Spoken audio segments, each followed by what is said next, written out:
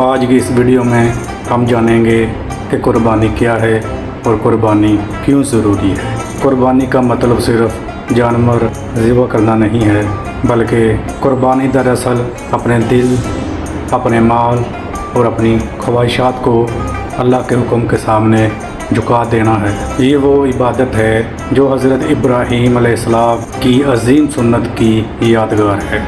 जब उन्होंने अल्लाह के हुक्म पर अपने बेटे हज़रत इस्माईल अलैहिस्सलाम को कुर्बान करने का अज़म किया तो अल्लाह ताला ने उनकी नीयत कबूल कर ली और आसमान से एक दुम्बा नाज़िल फरमाया। कुर्बानी के कई अहम फ़ायदे हैं। जब हम अल्लाह की राह में जानवर कुर्बान करते हैं तो ये बंदगी का ऐलान होता है। कुर्बानी का गोश्त मसाकीन, गरीब, रिश्तेदारों और दोस्तों में तकसीम होता है, जिससे मोहब्बत, भाईचारा और हमदर्दी फ़रोग़ पाती है। और रसूल अल्लाह सल्लल्लाहु अलैहि वसल्लम ने फरमाया, कुर्बानी के जानवर के हर बाल के बदले एक नेकी लिखी जाती है। जी हाँ, कुर्बानी का जानवर क़यामत के दिन अपने सींगों, खोरों और बालों समेत आएगा और पुलसिरात पर आपके लिए सवारी बनेगा।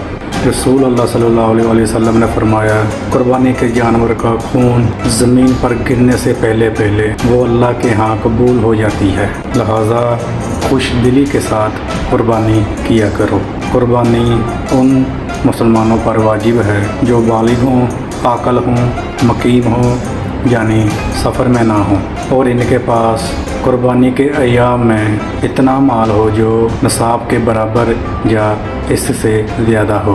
कुर्बानी सिर्फ़ एक रस्म नहीं, ये दिल की गहराइयों से निकला हुआ वो जज्बा है जिसमें हम अल्लाह से कहते हैं, या अल्लाह, मेरा माल, मेरी मोहब्बत सब कुछ तेरे लिए है। आए इस ईद पर कुर्बानी करें, सिर्फ़ गोश्त के लिए नहीं बल्कि अल्लाह की रज़ा के लिए, नेकियों की तलाश में और आखिरत की सवारी पाने के लिए। कुर्बानी एक इबादत, एक अजीम मिसाल, एक निजात का रास्ता है।